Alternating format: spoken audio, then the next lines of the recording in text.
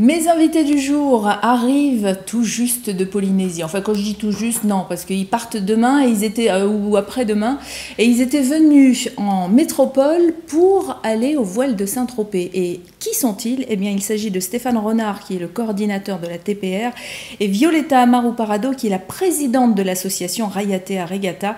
La TPR, Tahiti Pearl Regatta, qui a participé donc au voile de Saint-Tropez, c'était la 15e édition pour eux, et vous fêtez votre 12e édition en fait de la TPR, hein, de la Tahiti Pearl Regatta. C'est la présidente qui en parle. En fait, c'est la 12e édition. Ouais. On va sur la 12e. Alors la TPR, c'est quoi exactement? C'est une course pour des passionnés de voile. Voilà, exactement. Et pour tout passionné de voile, donc on accueille tout type de bateaux différents, donc dans nos îles, sur nos îles principalement, donc dans les îles sous le vent. Donc voilà, ça, ils viennent de partout, c'est marins. C'est marins, voilà, ils viennent de partout, donc de Tahiti, du monde entier. Il y a des tours du mondiste également. Et donc. Alors c'est une course, hein, c'est une course de voile sportive.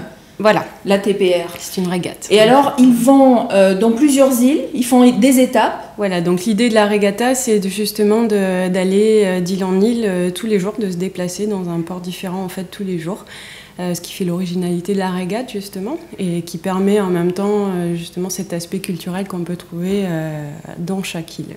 Donc aspect culturel, ça veut dire que chaque marin a ensuite, après son épreuve, l'occasion de découvrir l'île dans son entier, au niveau gastronomique, moi ça m'intéresse, et au niveau touristique aussi. Alors il y a un peu ce côté-là, ils sont surtout accueillis voilà, à chaque fois le soir à terre, donc avec l'accueil polynésien qu'on connaît. Donc la musique, les couronnes. D'ailleurs, cette couronne, je la dois à Violeta parce qu'elle est venue avec et je lui ai emprunté aujourd'hui sa couronne.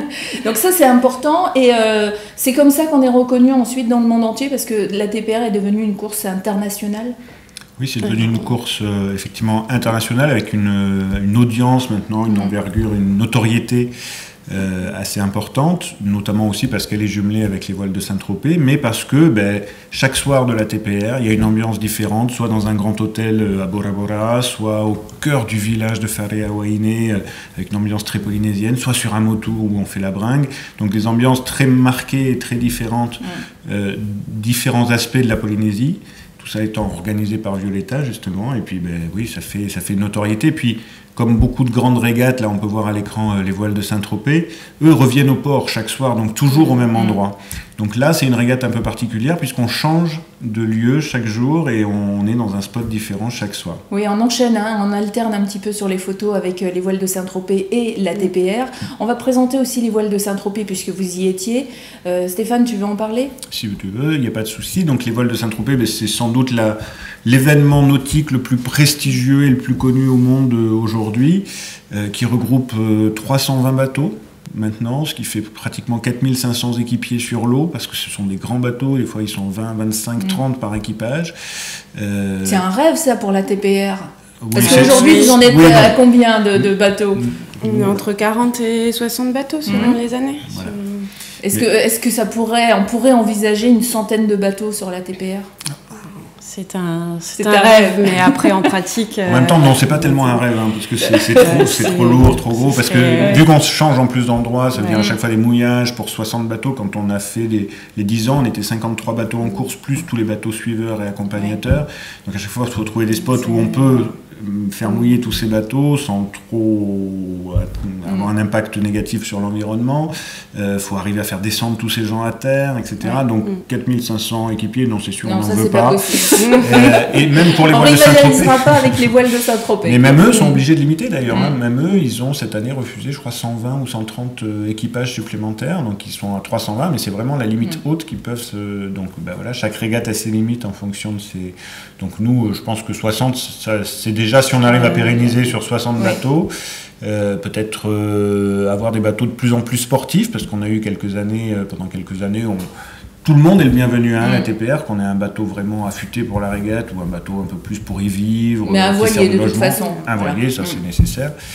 sinon on est mal. Mais par contre, tous les types de voiliers sont les bienvenus. On n'utilise pas les moteurs du tout dans ce type de course. Hein. Non. S'il n'y a pas de vent, il n'y a pas de vent. S'il n'y a pas de vent, on attend. On attend. Soit que le juge de course arrête la régate parce que par manque de vent, ce qui peut parfois arriver.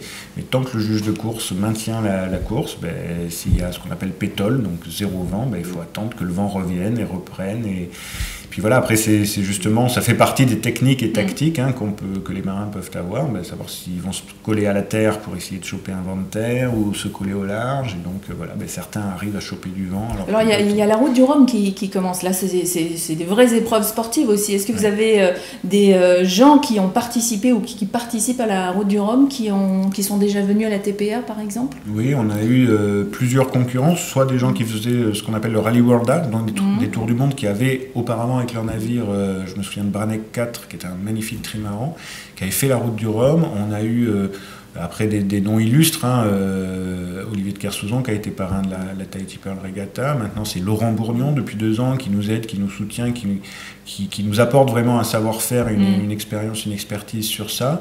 Et puis des noms... Donc ça veut dire que la TPR évolue tout le temps? Oui. Ouais. Il y a toujours des petites choses qui changent par rapport à l'édition d'avant.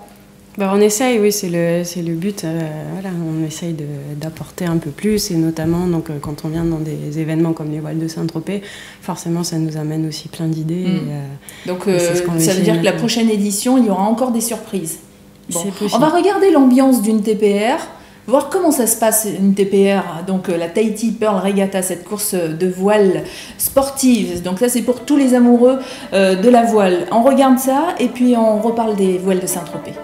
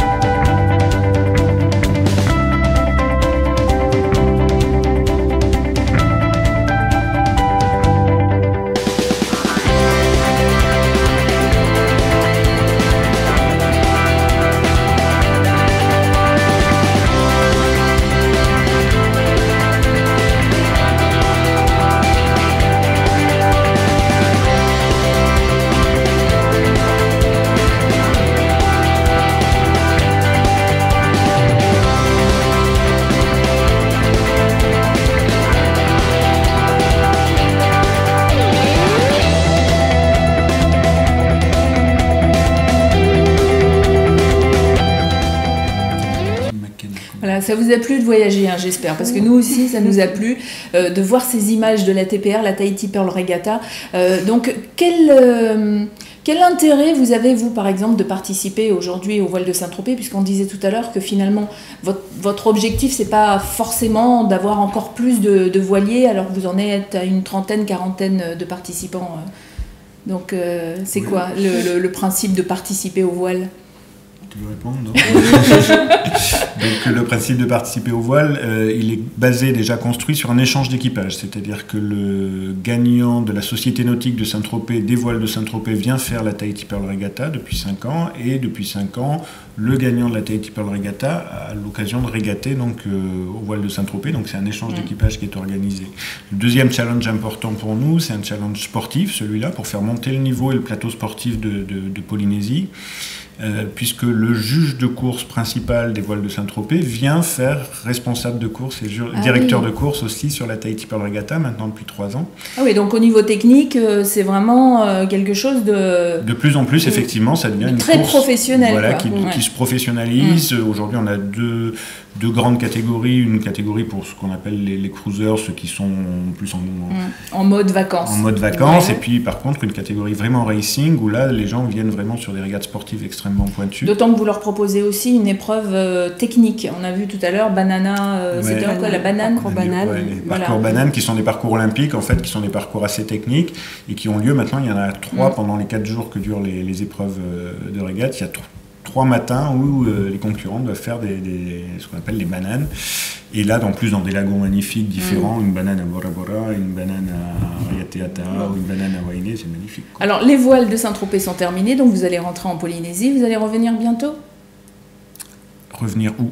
En métropole. L'année prochaine, c'est sûr pour les voiles, parce qu'on a re-signé le partenariat avec les voiles, mais pour d'autres événements, certainement aussi. D'accord. Bon, vous êtes les bienvenus sur notre plateau. Ce plateau-là, je vous le rappelle, est ouvert à tous les ultramarins qui viennent de Polynésie, oui, mais pas seulement, de Mayotte, de Réunion, de Guadeloupe, de la Guyane, j'en oublie certainement, Martinique et tout ça. Donc, venez nous voir à chaque fois que vous êtes en région parisienne, parlez de votre passion, parlez de votre métier, parlez de votre événement, si vous en organisez un, si vous vendez des choses aussi, des îles, eh bien, venez nous voir. Pour nous voir, c'est tout simple, vous avez notre adresse sur notre site www.om5.fr, sinon il y a notre page Facebook aussi. Et puis d'ailleurs, avant de se quitter, je vais vous donner le site web de Tahiti Pearl Regatta si vous voulez plus d'infos sur cette course. C'est www.tahitipearlregatta.org.pf, et puis il y a leur page Facebook, c'est TPR Tahiti Pearl Regatta. Il y a même un groupe qui existe. En allant faire vos recherches sur la barre de Facebook ou la barre de Google, vous allez trouver toutes ces infos, et nous on vous les redonnera bien sûr sur notre page à nous aussi. Merci 1000 fois tous les deux d'être venus à Paris sur ce plateau d'OM5 TV, et moi je vous donne rendez-vous une prochaine fois. Bisous.